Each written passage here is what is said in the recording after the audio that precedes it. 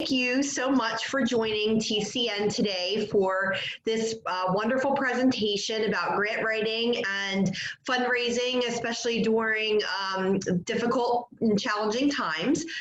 For those of you who I have not met, my name is Holly Parker. I'm the Executive Director of TCN here in my home office today, and as many of you are as well.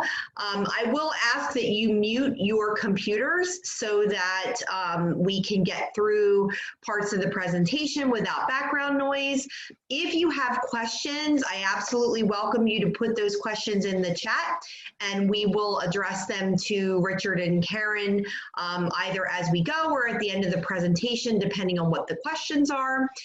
So without further ado, I'd like to introduce our presenters for today, Richard Quinn and Karen Cruza. They are with Quinn and Associates, seasoned fundraising professionals and wonderful people all around.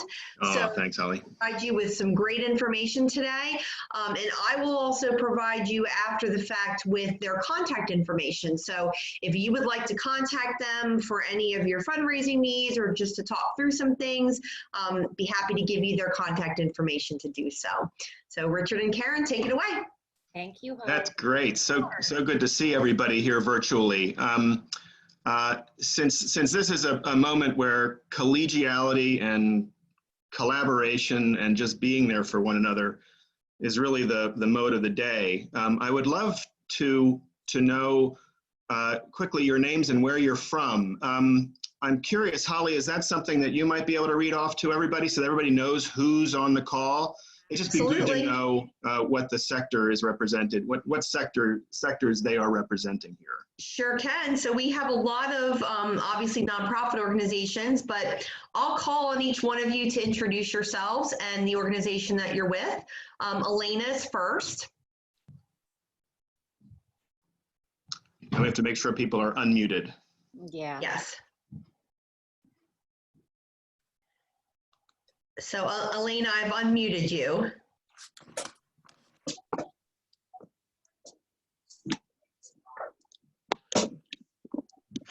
All right, so I'm not sure what's going on there, but Ashley Boyer's on the line from TCN. Celeste. Wow, Celeste. That's quite a picture. So when I call your name, I'd like you to introduce yourself and what organization you're from, but you're going to have to unmute yourselves to do so. So I'm just going to call in the order that I have on the screen here. Jada Alexander? Yes, it's actually Darlene. Oh, okay. That's my, it's registered underneath my son's Zoom. But yes, it's Darlene Alexandre, and I work at Creative Health as a case manager. Great. Thanks, Darlene. You're welcome. Okay, Karen Wigman.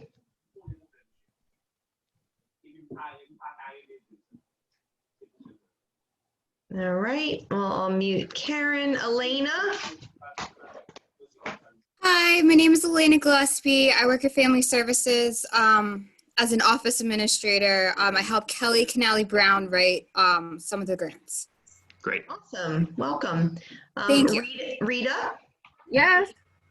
Can you just tell us what organization you're from? Legal Aid of Southeastern Pennsylvania. Okay. Excellent. All right, and Anna? I'm Anna. I'm with the Laurel House Domestic Violence Agency. Excellent. Thank you, Anna. Thanks, Anna. Celeste?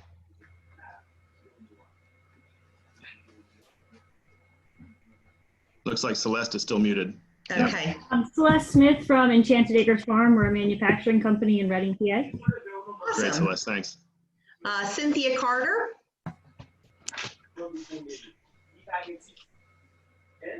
Hi, I'm Cynthia Carter, and I'm from the YWCA in Pottstown, PA, and I'm a teacher. And she's joining us from San Francisco, California today. With Yeah, background. Okay, Emily Kavanaugh. I work for the Early Head Start Child Care Partnership through the Chester County Intermediate Unit, and I'm their family service worker. Great, Emily. Thanks. Mr. or Ms. Griffin. Hello, this is Ferris Griffin, and I work with Family Services in Montgomery. Awesome. Excellent. Okay, let's try Karen Wigman again.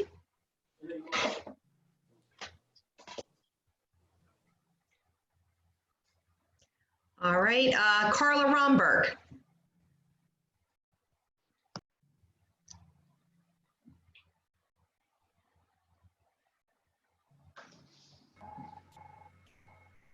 All right, Mr. or Ms. Boyle.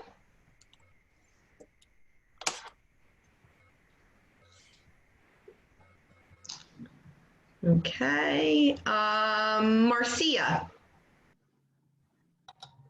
Hi, I'm Marcia Zothner. I work for Christian Concerned Communities as the Service Coordinator Supervisor. Thank you, Marcia. Welcome. Natalie Coughlin. Hi, my name is Natalie Coughlin. I'm in development at Aclamo Family Centers in Norristown. Okay. And I see Nellie's on the call. Good to see you, Nellie. Good morning, everybody. Aclamo. Hey, Nellie. I work with Natalie. Hi, I work with Natalie in Aclamo. I'm Montgomery County. Awesome. Happy to be here. Thank you, Holly, for the opportunity. Yeah, of course. Okay, Mr. or Ms. McCoy. Hi, I'm Nicole McCoy from Legal Aid of Southeastern Pennsylvania.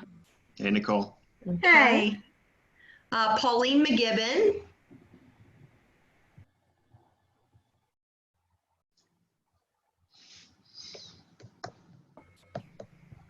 Pauline's with the Women's Center. I'll just add that for you. Yeah, sorry, couldn't unmute there from the Women's Center in Pottstown. Great, Pauline, thanks. Your voice, Pauline. Thank you. I haven't talked to you in forever. Mr. or Ms. Preble? Hi, my name is Richard Preble. I'm with Legal Aid of Southeastern Pennsylvania. Awesome. Excellent. Sarah and Daisy. Hi, I'm Sarah. I am an undergraduate student who's currently working towards my CNP credentials for the Nonprofit Leadership Alliance, and I live in Pottstown. Awesome. Welcome, Sarah. I'm glad you could join us. Hopefully this will be really helpful for you. Okay, Seth.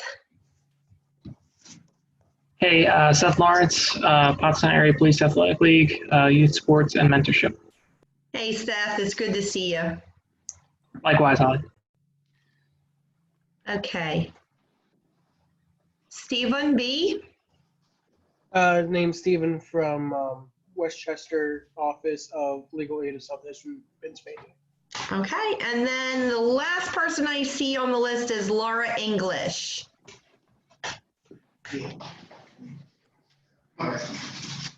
So if we've missed anybody, feel free to post in the chat where you're from, and I will make sure that, you know, we let Richard and Karen know that information. So I'll let them get started. Okay. I don't know what happened to Richard. There he is.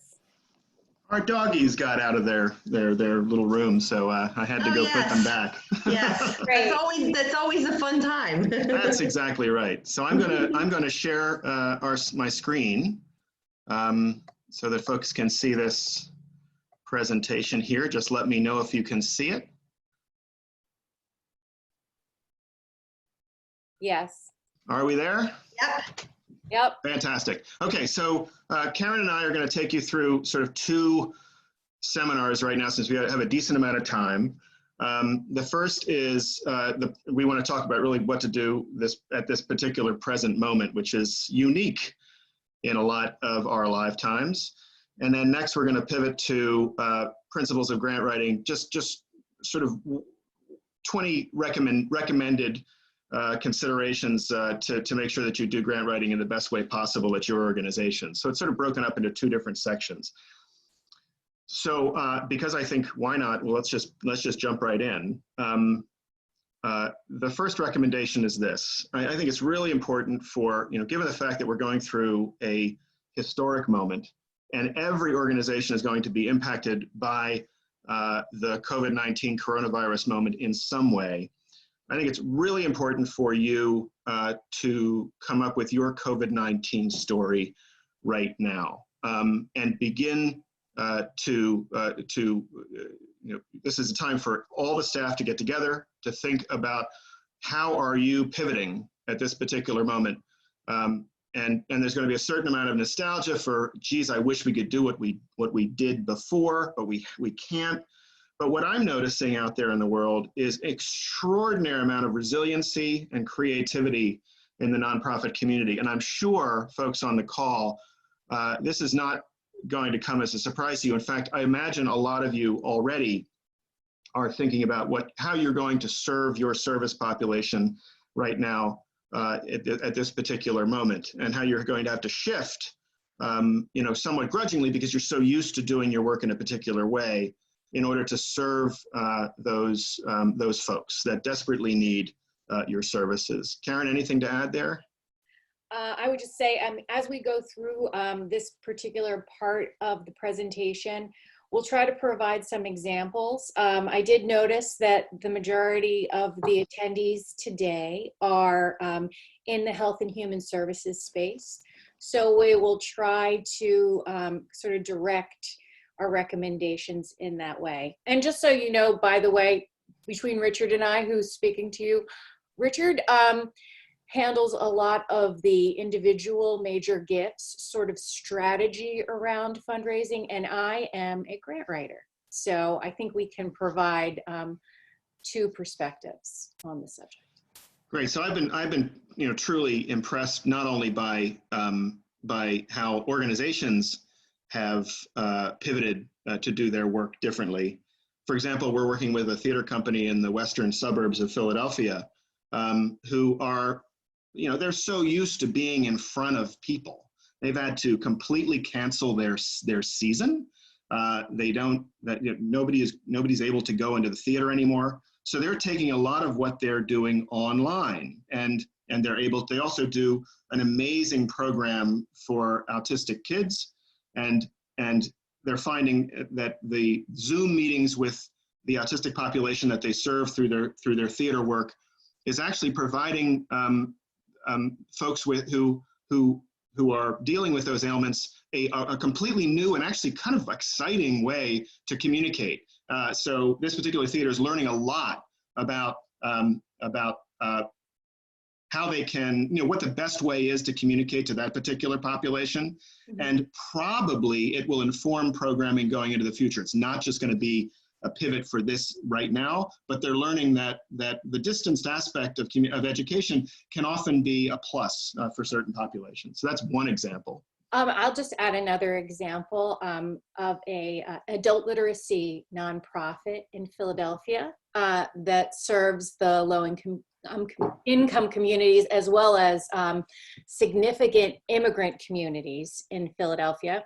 They've had to close their doors in North and West Philadelphia and have now shifted to an area that they were investigating, and they've just fast-tracked that, and that is using the use of handheld mobile devices, because while a lot of people don't, in that particular world, don't have internet access that's reliable, or perhaps even computers, they often have mobile phones. And so this nonprofit is now shifting and reinvesting in that technology, which is actually remarkably reasonable, and changing their grant proposals near term to focus on that.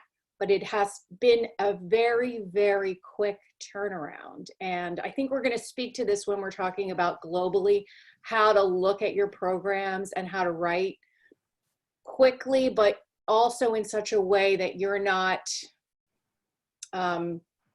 writing and you're not creating new programs to chase the grant. We don't want you to do that. We want you to stick with your core message and who you're serving, but then also shift maybe how you're requesting the grants and your focus. Great. So I'm sure a lot of folks have their own COVID-19 stories. Perhaps this is this first of 10 recommendations is an encouraging sign for those who are not thinking about this quite yet to get on that message, because your donors, your institutional and your individual donors are going to want to hear this from you, how you are responding to this particular moment. So number 2 is review received and pending grants. You may fund, regardless, some of you may be in different fiscal years, right? July, June is the traditional one, some are calendar year fiscal years, but you may be in a position to have received a grant for a particular program that the COVID-19 moment does not enable you to fulfill. So I would recommend that you be in touch with your grantees and also those with whom you have submitted proposals but have not yet heard back. And I know some of you may be feeling, well, that might put you in a vulnerable position, but I got to tell you, way more than not, funders are bending over, institutional funders are bending over backwards to enable you to use those funds in the way that you need to use them in order to serve your service population. So be proactive. Look at your grant calendar. Look at those those grants that already have been awarded. Don't just assume. I mean, this is an opportunity to really be in touch with those grantors and say, hey, I know you gave it for this. We are going to be pivoting to this. I hope that you will allow us to use the grant for the purpose. And I tell you, 9 times out of 10, in fact, it's probably the percentage is even better than that. Grantors are absolutely willing to hear it. I mean, frankly, very often grantors don't hear from organizations except during the times that they're asking for money or for thanking them for the gift. So the more that we can, this will come later, but the more that we can be in regular contact with our donors, institutional donors, the better. They really appreciate hearing from us. So this is one of those moments. Yep. And by the way, if anybody has any on-the-fly questions, by all means, feel free to ask, and Holly can bring them to the fore. I think it's to be done through the chat function. Number 3, review your grantors' websites. It's amazing how many grantors are going public with their position on the COVID-19 moment. So you may be able to find some really useful information just by looking at their websites. And I really encourage you to go through this process. Anything you would add to that, Karen? I would. I mean, this just happened this week. There's a funder in the Philadelphia area, McLean Contribution Ship. They fund capital expenses, which is rare and delightful. And just in the past couple of weeks, they've decided that for this round of giving, all the grants will be specifically directed towards COVID-19 projects. So what we've had to do is there are several organizations that I'm aware of, that I work with, that we're planning to submit a proposal and had completed the proposal, and we're ready to send it in. And the funder puts this up on the website, says, wait a second, if it doesn't relate to COVID-19, we need you to hold it until September. So these things are happening very quickly. And you can't go to Foundation Center online and find out this. You have to do some direct searches. You have to go through your grant calendar and look up every funder and get in contact and see what's going on, because it's happening on a day-to-day basis. Super important to remember that as we go through this. News is coming at us so fast and furious. We're learning all the time. That's why I think it's so important for everybody on this call to be there for each other, so that when you hear information, please share it with the group. And I'm sure, I mean, the TCN network is already pretty tight, and I'm sure Holly would echo my sentiment by saying, please use TCN as a resource to get that information out, because not everybody hears it because it doesn't come in a centralized way. Number 4, by all means, reach out to your funders. We said this before, but it's really important for you to tell them your COVID-19 story. And this is very much like you would send an e-blast out to your individual donors to say, hey, hope you're healthy. This is what we're doing. Thank you for making what we do possible. So really important to be proactive along these fronts. Number 5, ask them funders how they are doing first. I mean, showing care at a moment like this up front is super important. We're working with an organization that focuses on outdoor activities, and for those that don't have easy access to the outdoors. And their director of development is reaching out to all of their major donors on our recommendation. And they're getting response, and by the way, the institutional funders as well, and they're getting the responses like, thank you so much for calling me and asking me. No, nobody has called me. No one has reached out to me at all. And by starting with care for them, because deep down we need them desperately in order for us to do the work that we do, all of us nonprofits. It's amazing how much that simple gesture, goodwill gesture, resonates with folks.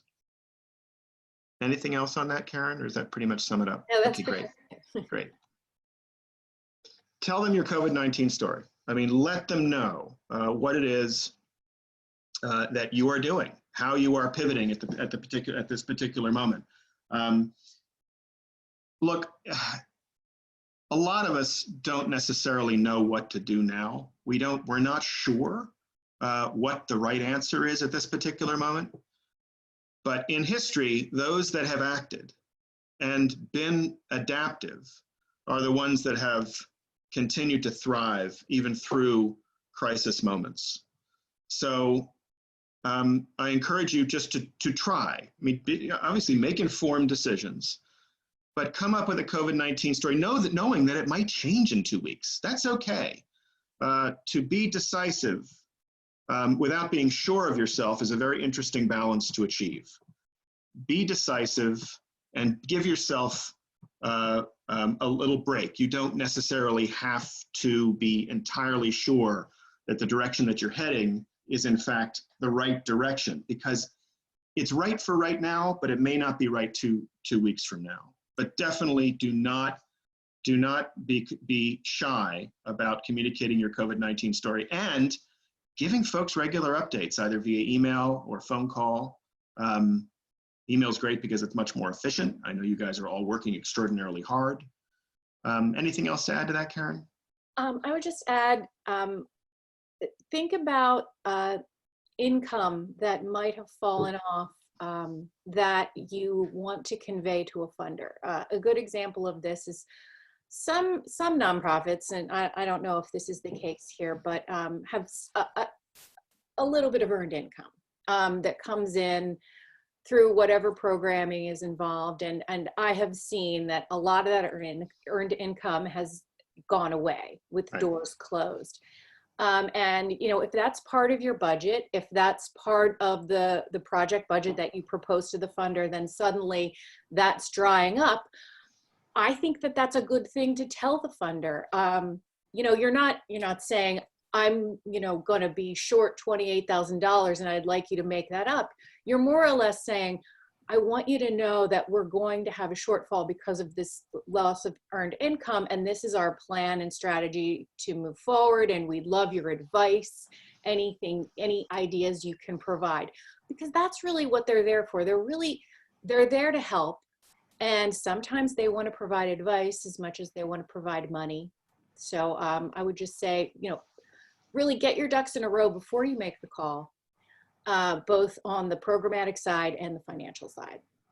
That's a really good point. A wise man once said that never let, and I don't mean this in a flip way, I know these are challenging times, but never let a good crisis go by, because it allows you to do things that you haven't been able to do before. So there is opportunity in crisis, and we should seize the moment, all of us. Number 7, ask them to consider unrestricting restricted gifts. I've seen this work extraordinarily well, and that sort of resonates with what I had mentioned, what Karen and I were mentioning earlier about institutional donors wanting to do everything that they can to make sure that the organizations that they fund thrive during these difficult times. So it's amazing how if you feel like you have to cancel a program that there is no pivot, there is no way to do this program any other way than in which it was originally designed, don't be afraid to ask them if they would be willing to unrestrict their gifts so that you can continue to move forward in some sort of positive way. Right. This is a perfect example is the upcoming summer programs that are scheduled, that have been funded throughout the region.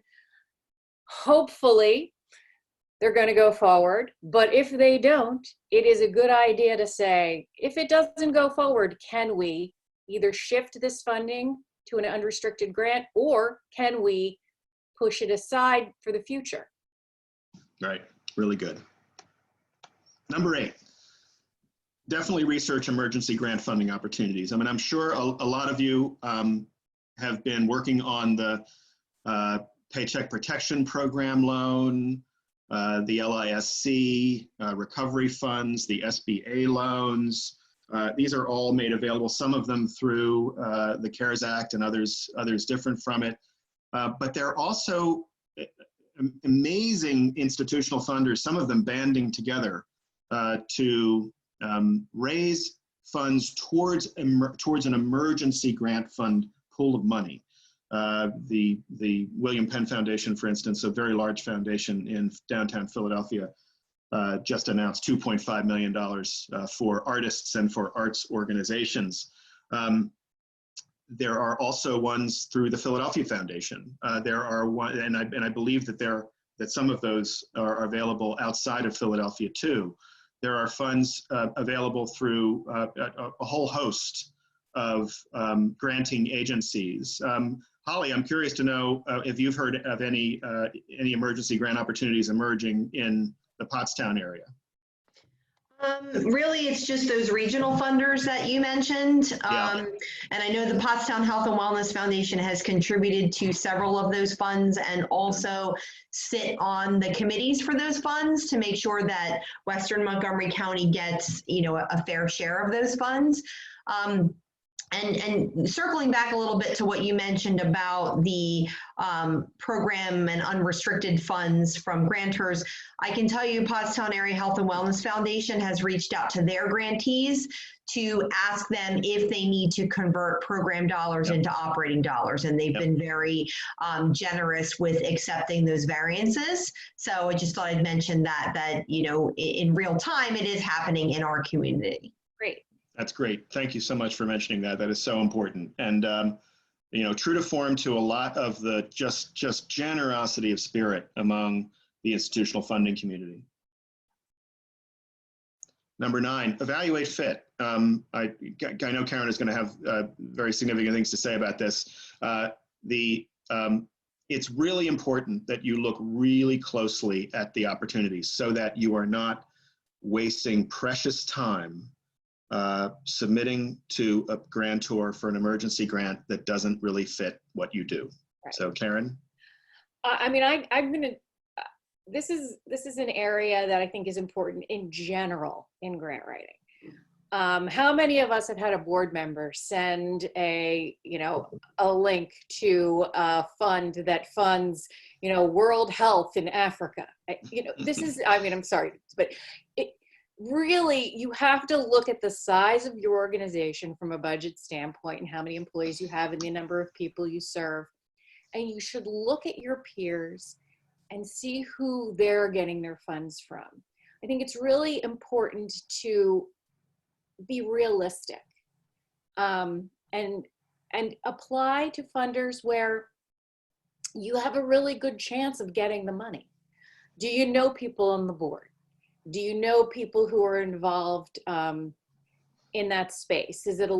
You have a much better shot in the local community than you even do in the regional community, and nationally, the pool of people applying is enormous, and the percentage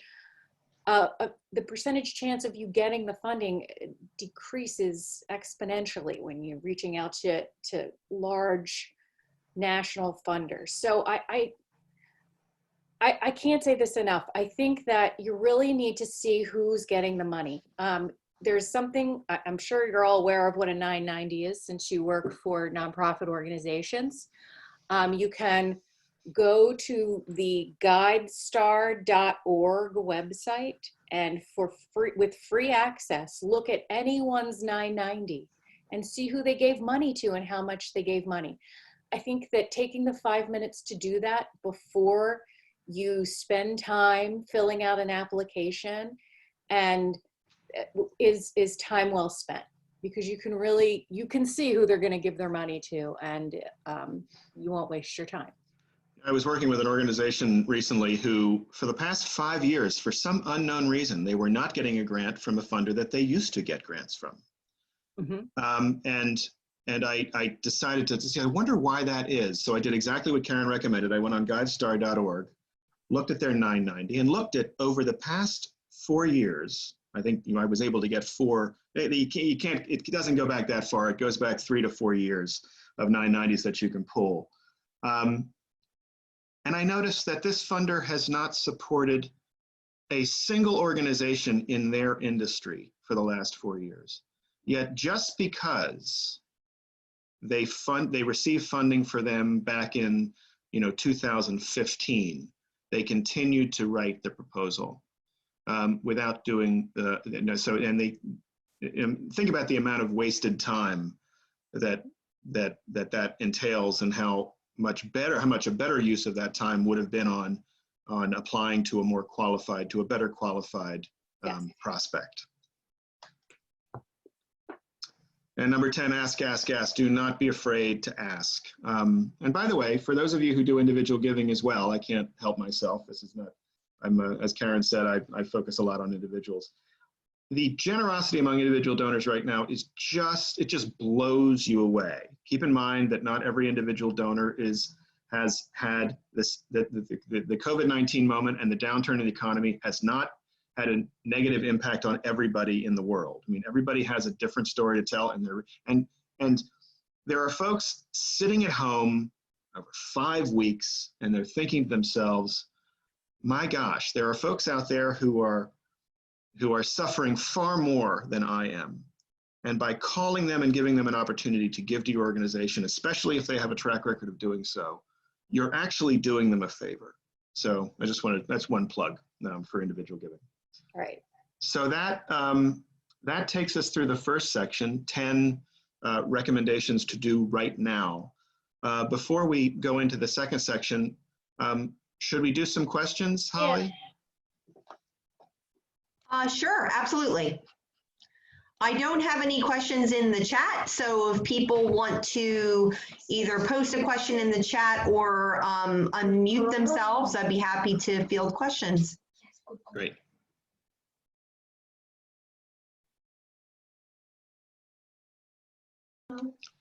Also, if anybody, if anybody wants to tell us their pivot story, how they have adjusted their programming to continue to serve those they serve at the COVID-19 moment, I'm sure we'd love to hear those too.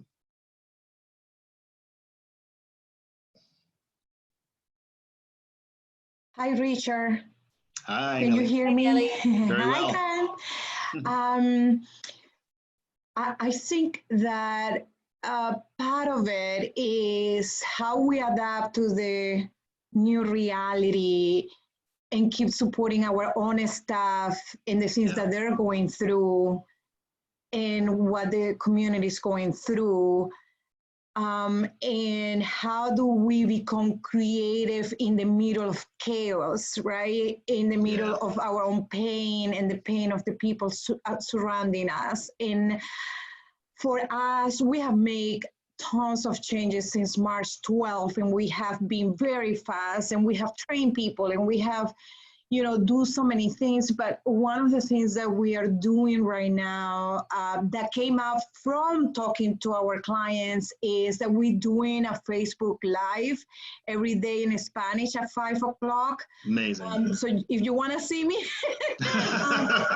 but we're doing that because a lot of our clients stated to us that the news were not reaching them because of their English language learners, and everybody was running around them, and they couldn't understand why they were still standing right in one place and everybody else was just understanding what was happening. So we started that, and I think in the first pulse, I think we had like, 10, 15 people. We now have reached about, I think I saw it like 35,000 people. Like, it's amazing. Wow. And we do it in Spanish. And then I have no pay for posting, but what we're doing is we are giving them official information in Spanish every single day of what the governor is doing, what Montgomery County is doing, Chester County, and Delaware County.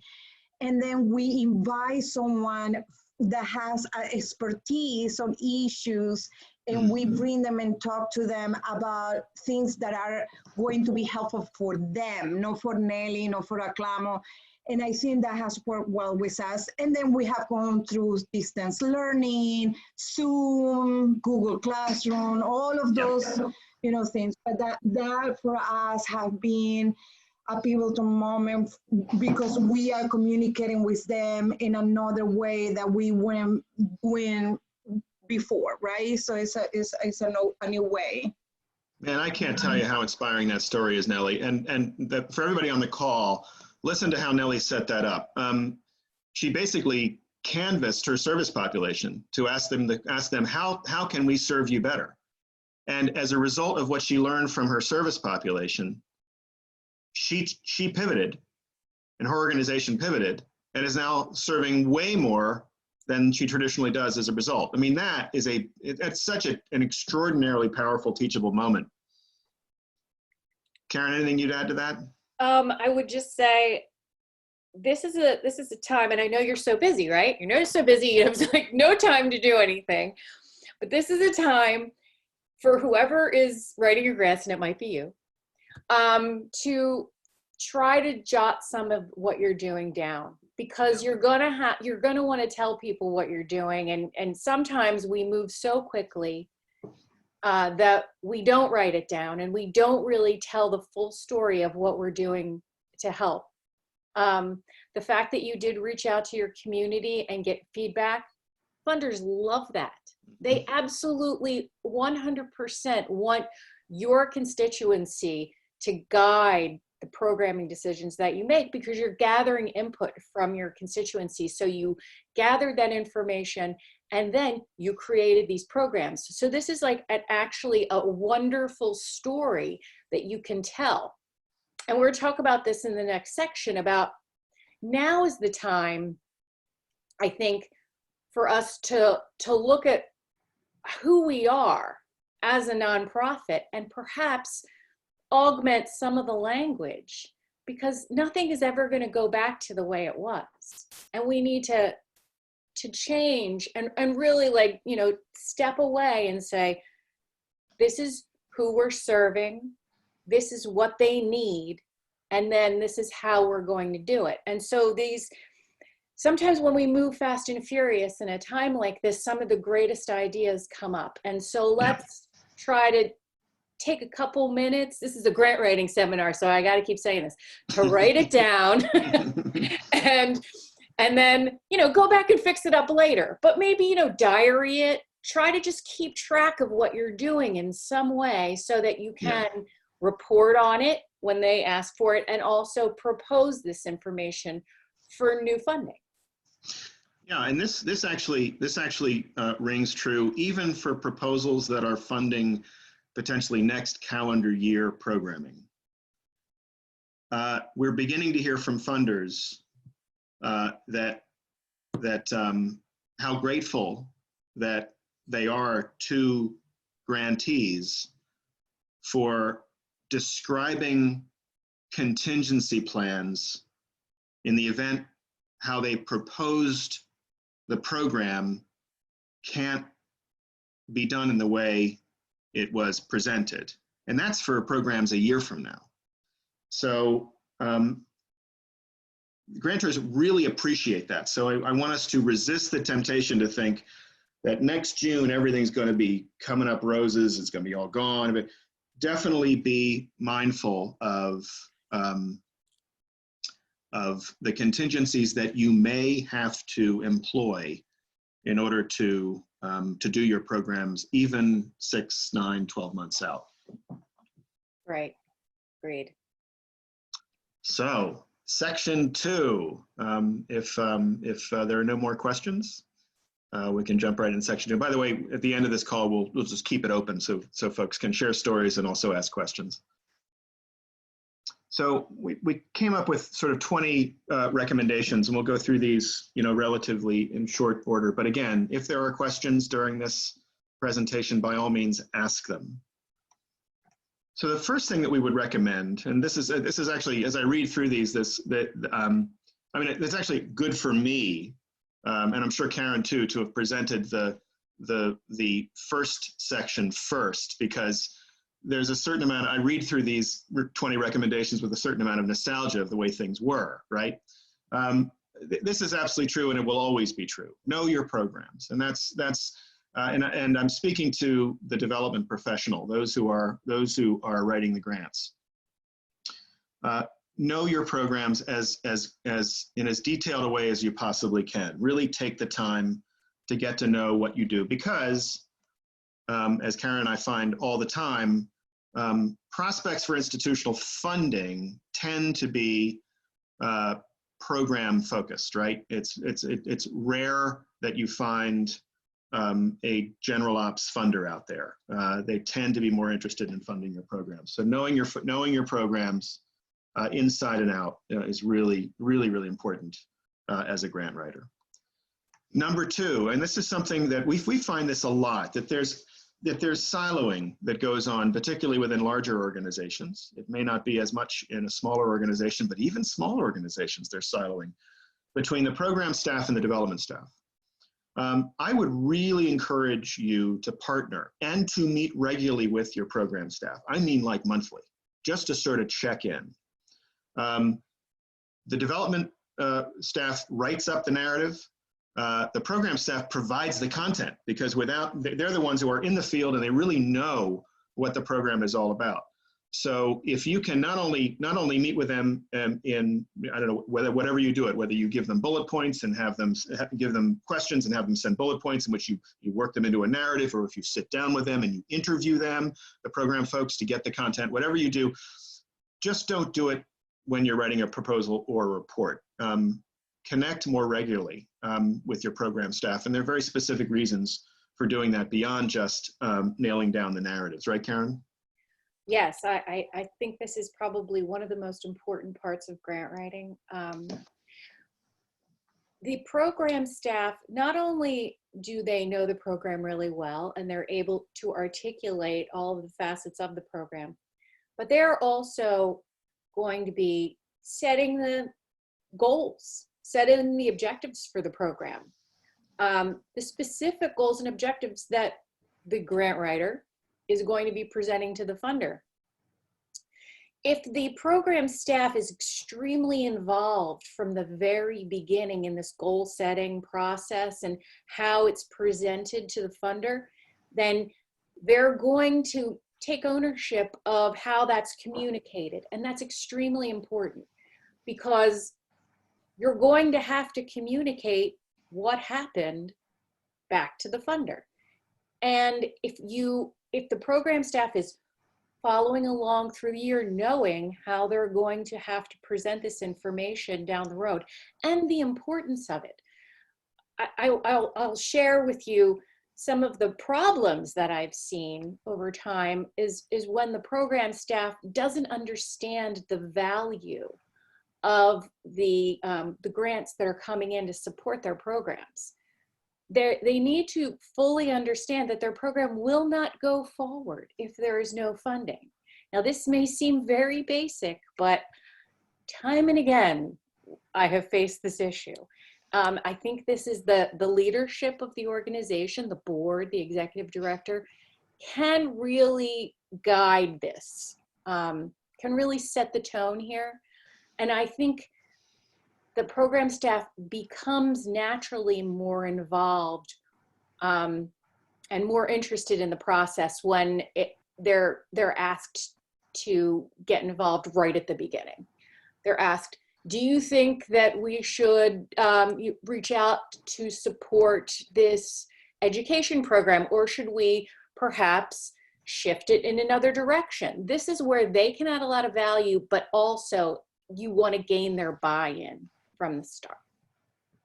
Yeah, I wonder whether you've experienced this, where you write the, you may write the proposal together, and then the proposal gets submitted, it gets awarded. And then 9 months later, you come back together, and or maybe 12 months later, when the report's due, and you think, all right,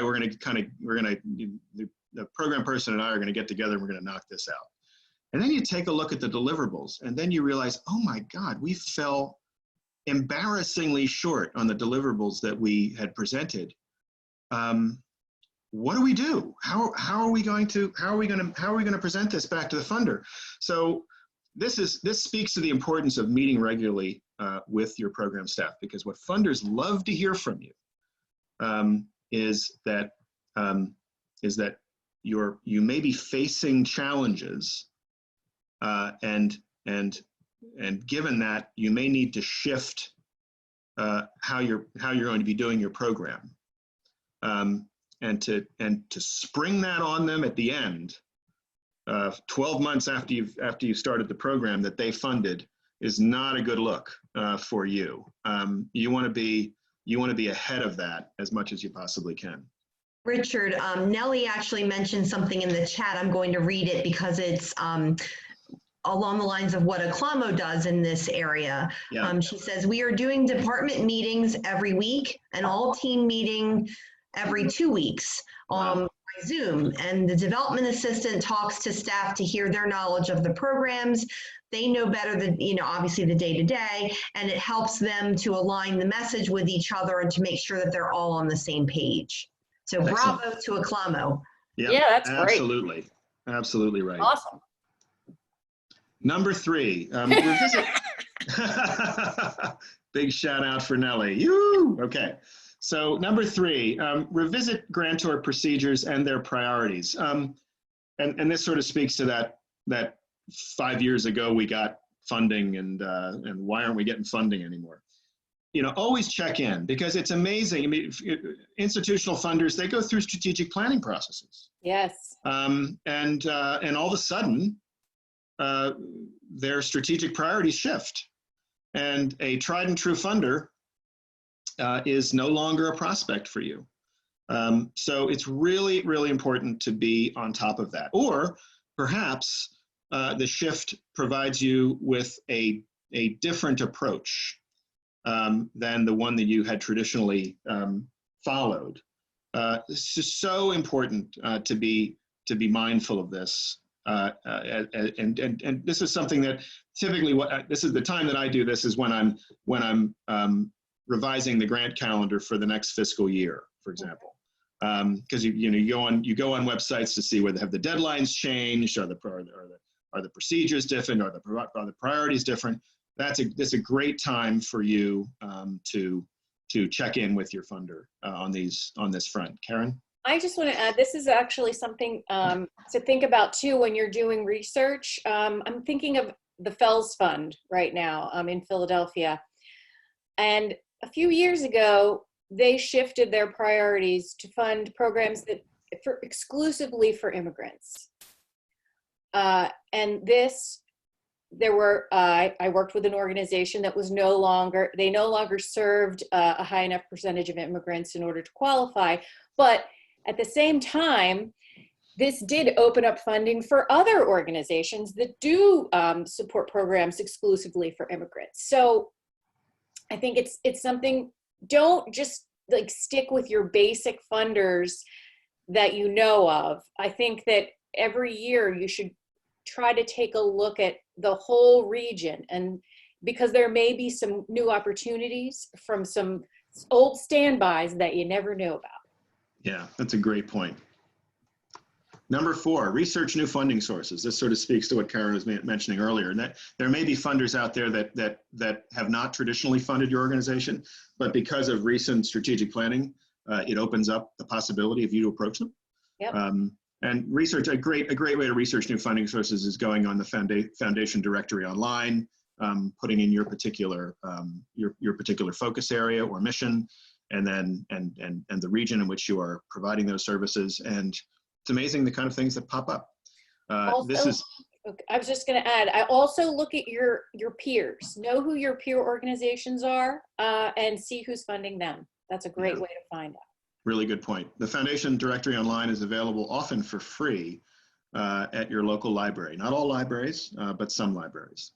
The Exton Library has access. Okay, that's good. Number 5, create a grants contact spreadsheet. I mean, all right, we're going to get a little basic here. Some of you would think this is like, you know, I totally know this. This is way too basic for me. But given that Karen and I didn't necessarily know the level of expertise for those on the call, we're going to go through it anyway. So 3 documents that I really think are super important, and Karen works with these as well. The first is to create a grants contact spreadsheet, and this is really just where you put all of the necessary information to be able to be in regular contact with those funders. So what does it include? It includes, and this is how mine is set up. Column 1 is the grantor name, right? Column 2 is the contact name, the person who you have regular contact with. Column 3, and this could be 3, 4, 5, 6 if you wanted to distribute address, zip code, city, state, blah, blah, blah, into different columns, feel free. The address in column 4 is their phone, column 5 is their email. So you have all this stuff all in one place. Column 6 is their website. Column 7 is their grant and report link. Some grantors invite online submissions. This is for those kinds of grantors. Column 8 is the username and column 9 is the password. So having all that information in one place is really gold. And actually, I have one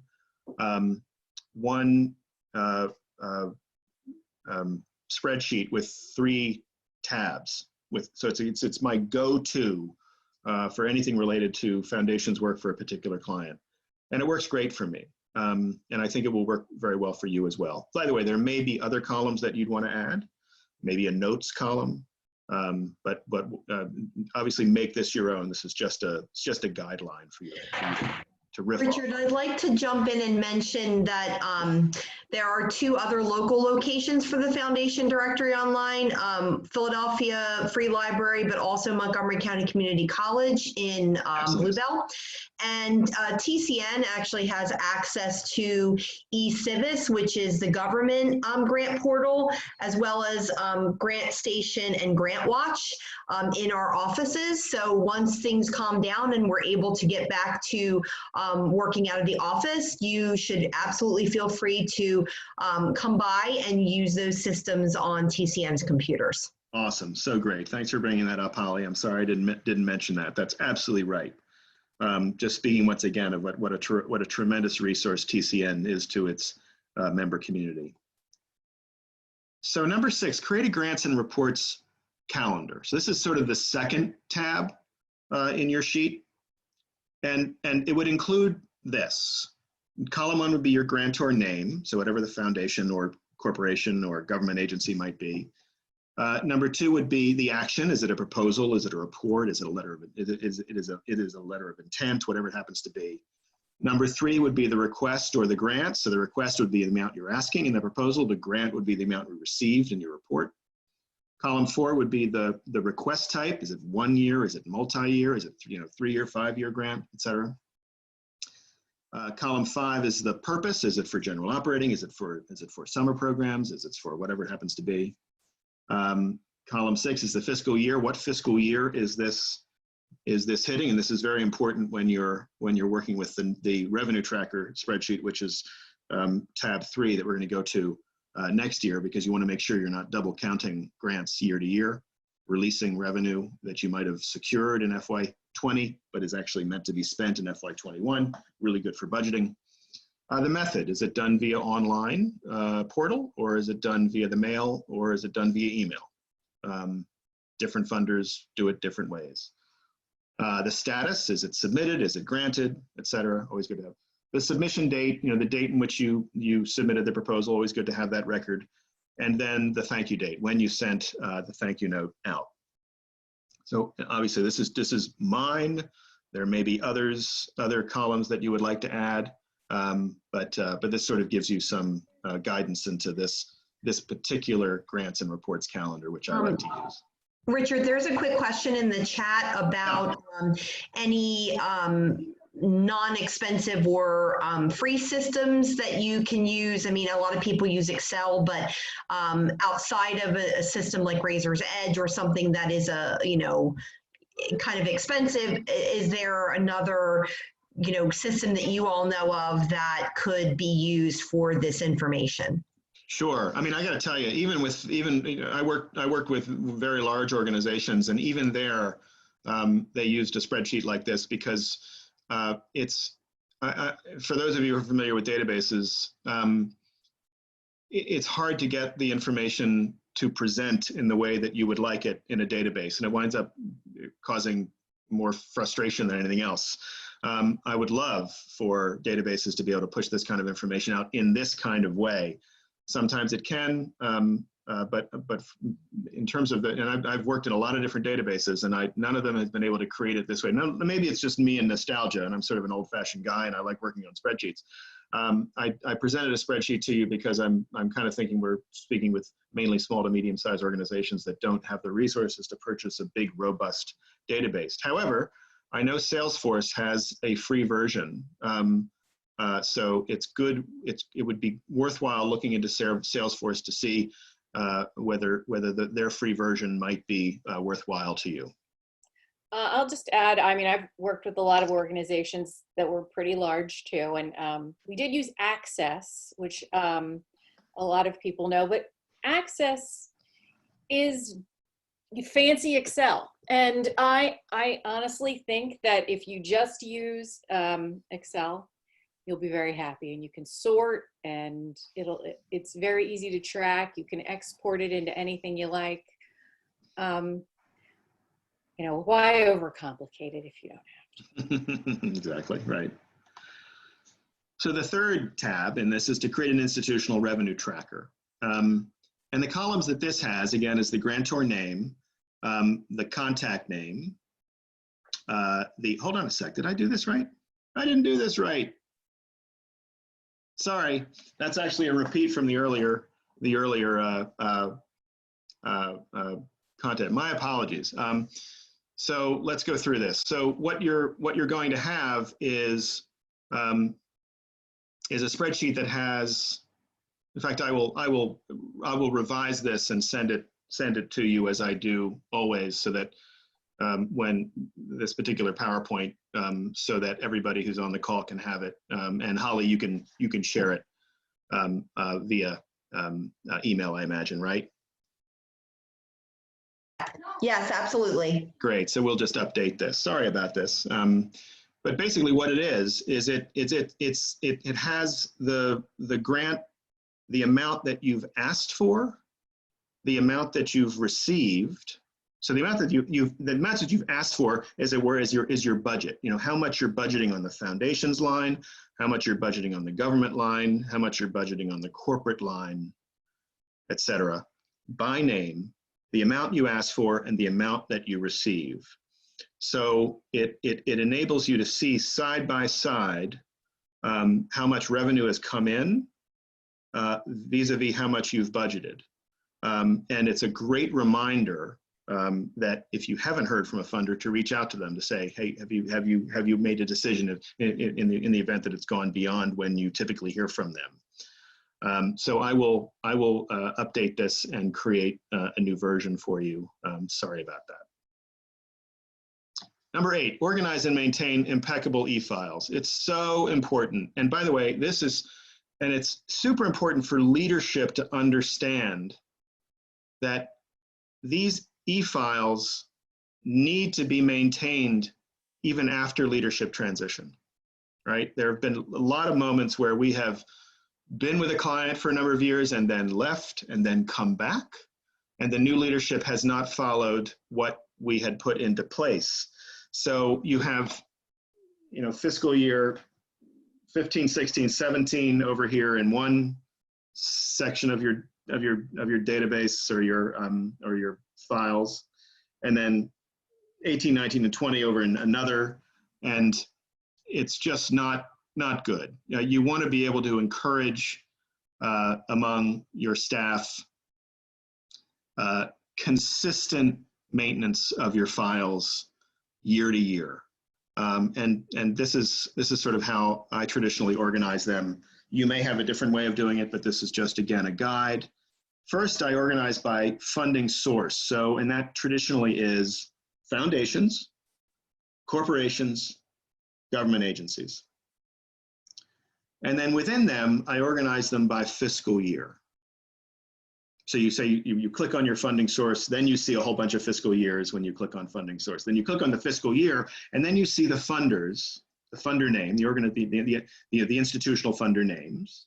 Then you click on that funder name, and you see the proposals and the reports that are in there, again dated. And then you click on that, and then you see all of the documents that you create that's in the service of that proposal or report, the narratives, the attachments, etc. Anything to add to that, Karen? I would just say when you're naming any of your files, you want to establish naming conventions that you follow through on with everything you do. That way, when you sort, when they line up within the files, you can easily scan them and see what you have. So for me, because I work with several clients, I usually abbreviate their name at the beginning, and then I say who the funder is, the fiscal year, what it is it a proposal or report, and then the date that it's due. And then you can, do versions or however you want to do that in your editing process. But I would say just pick a naming convention that works for you and then have everyone follow it. Super important. Number 9. Start with your budget. Before you write any narrative, it is super important to start with your budget. Right. Karen, anything to add here? Yeah, so this, I always advise my clients to do this when you're, particularly if you're going to be proposing a new program to a funder, or it's a new funder. I think a great way to determine if you're ready to propose this project is to say, well, do I have a budget for this? Have I figured out how I'm going to budget for this program? The budget will guide the narrative. So if you figure out I need $90,000 for this project, this is the staffing that I need for this project, this are the materials that I need for this project, anything, the rentals, all of a sudden, when you lay all that out, when you think through the budget, you've thought through the program, at least how you're going to deliver it. So anyway, it's a great way to start. It's also a good way to figure out how much you're going to ask for. So I think that doing it at the end is a mistake. Yeah, it's interesting how the money can often drive the narrative in this particular instance. And by the way, keep in mind that some funders will only fund the direct costs of a program. Some funders will fund the full budget of a program, which would include all the indirect costs. Some funders will fund the direct cost of the program plus a certain percentage of indirect costs. Banks, for example, often don't like to fund staffing. They want to fund project costs only. Right. So keep that in mind as you're building your budget for each funder.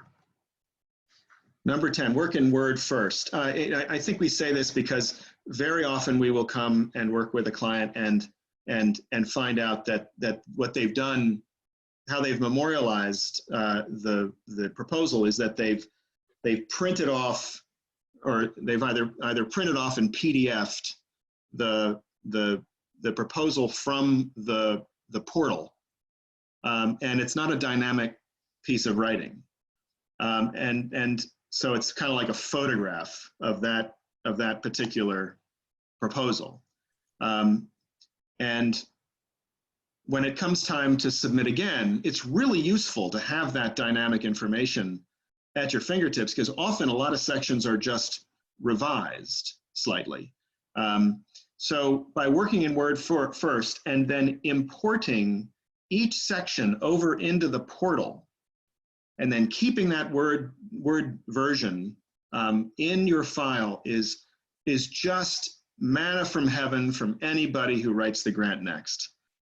It's so important to have a dynamic accounting of your proposal. So what I tend to do is I'll take a look at the portal in a grant portal, for example, and I will look at it. I'll do so side by side. I will create a Word document, and I will write all the questions onto my Word document first from the portal, and then from that I then flow everything into that, and then migrate everything over at the time that it's that you're ready to do so. Anything to add there, Karen? No, but I think that when you work in Word and you go through all the questions, you really read the questions. And Yeah. I think it's super important. You've got to answer the questions. I think we're probably going to talk about this in the language section, but it's really important to directly answer the question. And you don't want to miss anything. Yeah, super important. Number 11, prepare an attachments folder. I had a friend of mine who used to refer to this as Legos, right? So you've got all the different parts of, as you're writing your grant, you're sort of putting your Legos together. And the attachments folder is a place where we would have all your audits, your 990s, your tax letter, your tax determination letter, your lists of board members, your organizational budgets, your project budgets, the bios, staff resumes, the list goes on and on. But what a wonderful thing just to have one place where all of those very important documents live.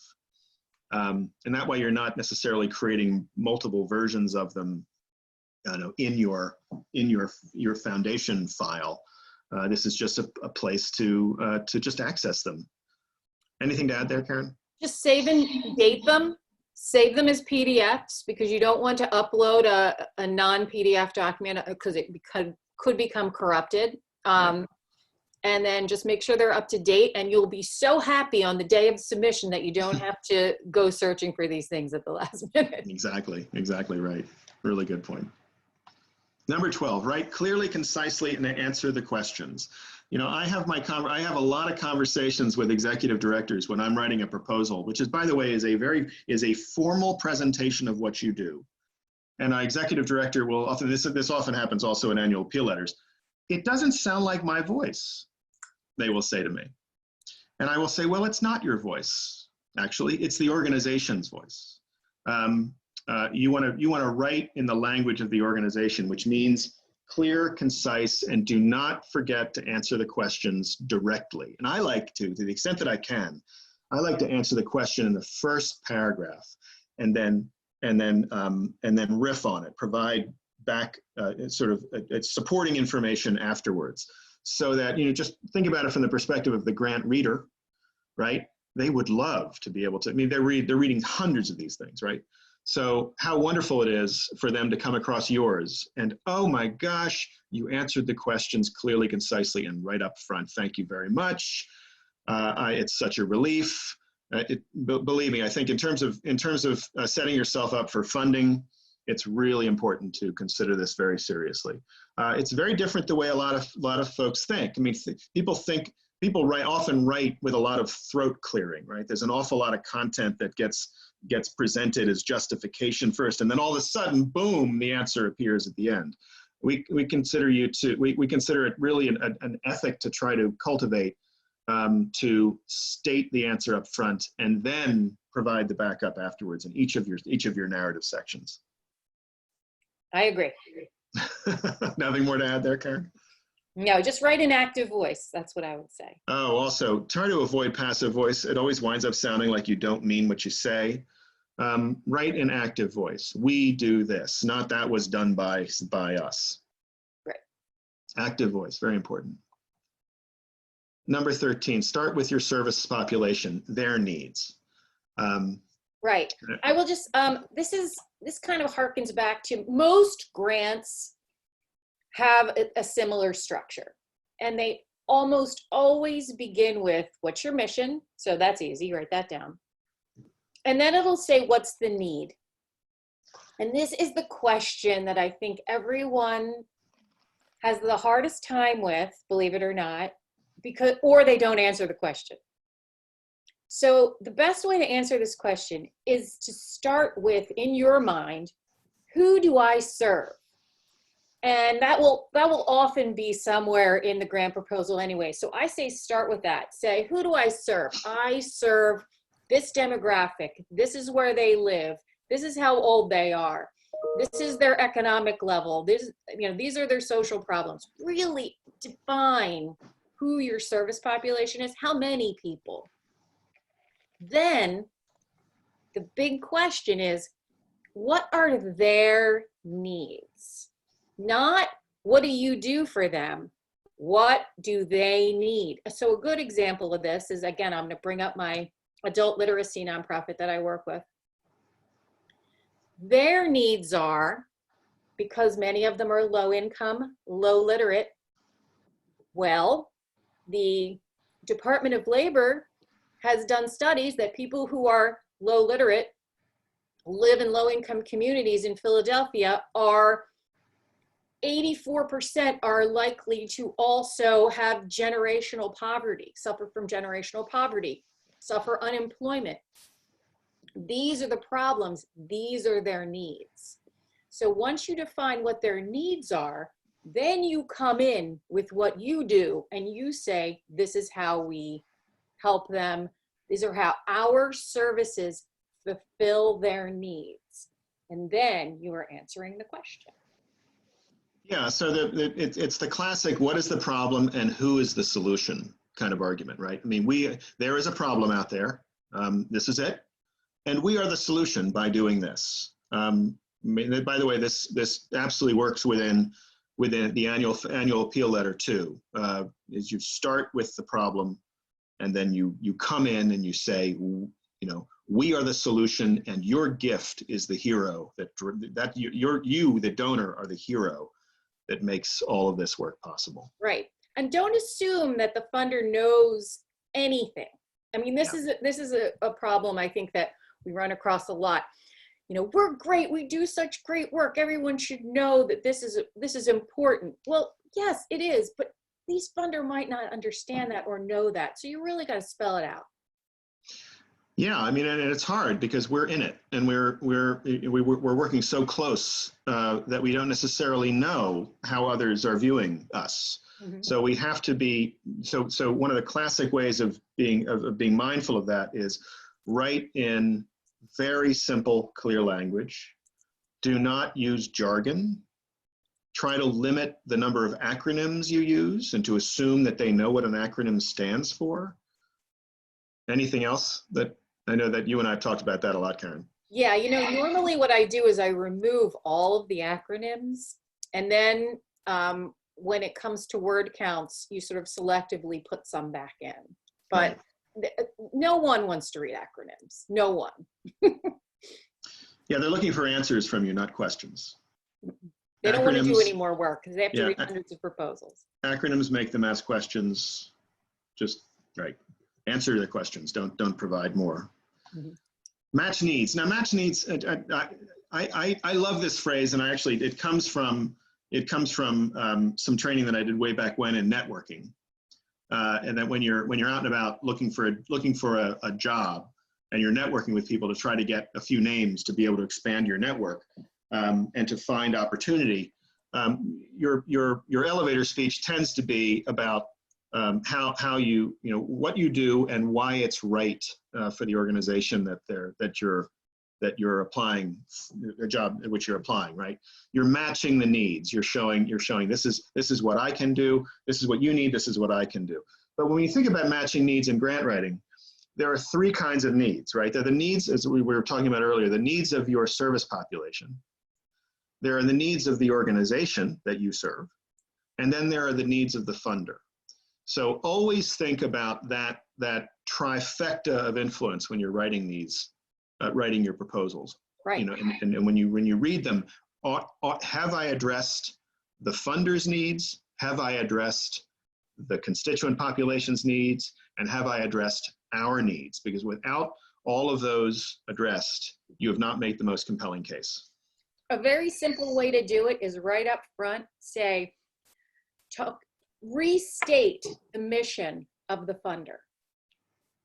And then say how your mission for either your organization or the program aligns with the mission of the funder. Yeah, there's often funders will ask you, how are you helping us achieve our strategic priority? There are often sections within proposals that ask that direct question, right? Yep, they do. So even if it's not in the proposal, find a way to answer it, because it will be super valuable for the funder to hear that. Number 15, know how you measure success. Right. So this is a big one. We could probably spend a whole seminar on this one. This is extremely important, and I think probably the area where a lot of great proposals fall down at the very end, because it's always at the end. Oh no, the evaluation measurement part, what am I going to do? So I think if you think about it this way, when you're putting together the proposal, when you're putting together the program, articulate what a successful program would look like. What does success look like for this program? And then how are you going to measure it? And I would say, think about it both quantitatively, which for some organizations, that just might mean how many people are in it, and that's it. Or how many people have come back to it year over year, or anything like that. But then also qualitatively. So like, I don't know, create some sort of metric that can measure the impact of your program in a more emotional way. This really kind of depends on what you're doing. This tends to work more within the arts space than it does in the health and human service space, public interest law space. Health and human service space and the public interest law space and others tend to be metrics driven anyway, right? So your metrics are much clearer in those spaces. When it's art, culture, it's a different story. You just define them up front.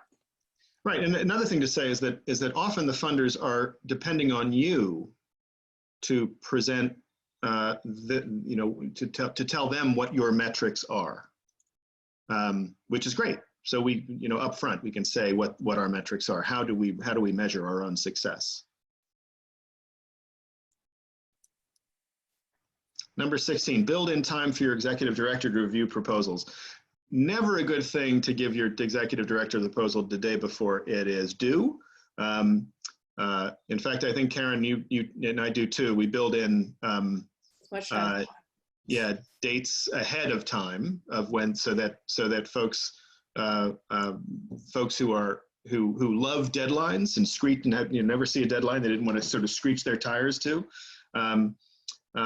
It's just really important to give your executive director as much time as they need to review the proposal.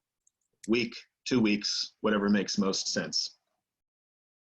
Because they're busy and they need to be the one, ultimately it's their responsibility, right?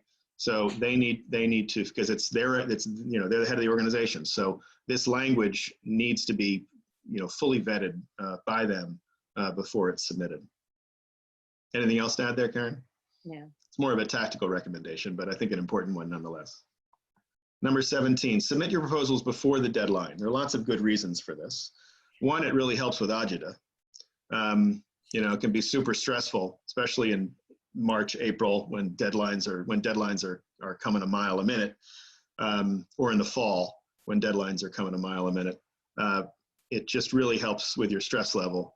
But number two, I think it presents you in a particularly good light, because you have to think that they're sitting there, these funders are sitting there and seeing all of these proposals being submitted up to within the hour of the deadline. So it's 4:59, all of a sudden, boom, boom, boom, they get submitted before the 5 o'clock deadline on that particular day. If you have yours in a couple of days ahead, it shows that you've got your act together. It really does. And there may be some other very practical reasons why that's the case. Well, and also, okay, so I know this, for example, with TD Bank. Okay, so they'll get their proposals in 3 times a year now. they'll put them in a pile as they come in. And if you're at the top of the pile, you got yours in first, and they're going to go down the pile and they're going to fund until they don't have any money anymore. And then that's it. So if you got yours in earlier, you have a better chance of getting funded. Right. This is also the case with a lot of corporations, but this more speaks to a rolling deadline. Often corporations will say, we will accept funding proposals from February through October, but they're out of money by July. And so if you're in after July, you're out of luck. So there are a number of funders that don't have deadlines, right? They have quote unquote rolling deadlines. Really important for you to choose a deadline anyway. Yep. And put it in your grant calendar and stick to that deadline as much as you possibly can. And it's a good time to do those to the extent that you can. Pepper those around the times in which you don't have excessive numbers of scheduled deadlines, of hard deadlines for grants, so that you can spread out the workload across 12 months. Number 8, review proposals as you prepare for site visits. So very often funders will want to come and see your program in action. And you know that they're going to be reading your proposals ahead of that site visit, and they're going to come with questions. So I would really encourage, and typically it's you and a program person, grant writer and a program person, maybe the executive director or COO, and the program person is there to show them the program. Come as prepared as you possibly can to those meetings by reviewing the proposals, and maybe jotting down some notes, maybe jotting down some questions that you think might get asked. Mm-hmm. So in anticipation, so you can be ahead of that. Just to go through that exercise really prepares you for these site visits, because you want to look as competent as possible. Of course you are, but you want to be as competent as possible when you are presenting your product, your program to your funder. Anything else to add there, Karen? Coming up on the end here. Number 19, keep funders apprised of mid-course adjustments. We made reference to this earlier. The last thing you want to do is alert funders to a massive shift in expectation in the report. Let them know ahead of time. They really appreciate hearing it, and they appreciate your creative pivot, your creative solution to the challenges that you're facing. So, I mean, they want to make sure. Remember, they're accountable to a board traditionally, or some individual whose money the funds originate from. So they want to be able to say that their gift had the greatest impact possible. So the last thing you want to do is receive a report that says that the organization completely missed the mark. But what you want to do is give yourself, and this is why it's so important for you to meet for your program staff regularly, is check in and see how things are going. See how the numbers are coming in vis-a-vis the metrics. And if there are massive shifts, be in touch with the funder and let them know that this has happened and that this is your plan under the circumstances. Anything else you'd add there, Karen? Also, if there's any major staffing changes, I've seen this become a problem with funders where the organization did not alert the funder to a primary program person leaving the organization during the process, and they were not funded again for the same program. Also, if something really good happens, I would tell them too. Don't forget, it's not all about problems. So say you got a really big grant to do something new, I would tell them, because they might want to get on board. That's a perfect tee up for the final number 20. Steward your funders like your individual donors. Let them know about the impact of their funding, and not just during the report. Let them know 3 months in, 4 months in. Just send a quick email. The executive director could say, I just want to let you know what your gift is enabling us to achieve. And here's a quote from somebody who totally benefited from this program, and I just wanted to share this with you. These are things that are just so worthwhile. And when funders look back on those when they're reviewing the next group of proposals, they will remember how you treated them, and it will likely have a positive impact on whether they say yes to the follow-up proposal. Mm-hmm. So we are at the end. Let's see, how are we doing on time? 12:55, great. Yeah, so we are definitely pushing the end of the Zoom, but I did ask in the chat if anybody had any questions for them to post, and I don't see anything here yet. Does anybody have any questions? And if you think of something later, please feel free to email it to TCN, and we will be happy to get that question answered for you. And again, I'll also provide Richard and Karen's contact information to everyone as well. It's right there actually on the end of this. So there you go. See, you're so prepared. So you'll have it on the end of this when we send you this PowerPoint. Perfect. So anything else? Just a lot of thank yous to great.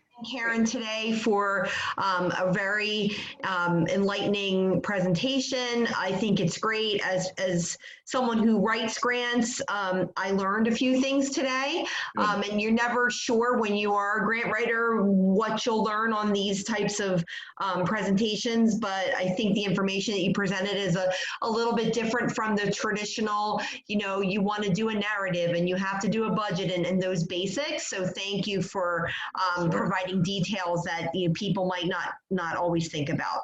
Great. Great, thank you. Well, such a pleasure to be with you all today, and I wish you all the luck in the world. This is such unprecedented times that we're heading through, but just remember that you are needed now more than ever, and your institutional funders and individual donors are out there cheering you on, and be in touch with them, keep them close, and you will reap the rewards as a result. Thank you all so much. Have a wonderful day. Take care, everybody. Bye. Thanks, Nellie.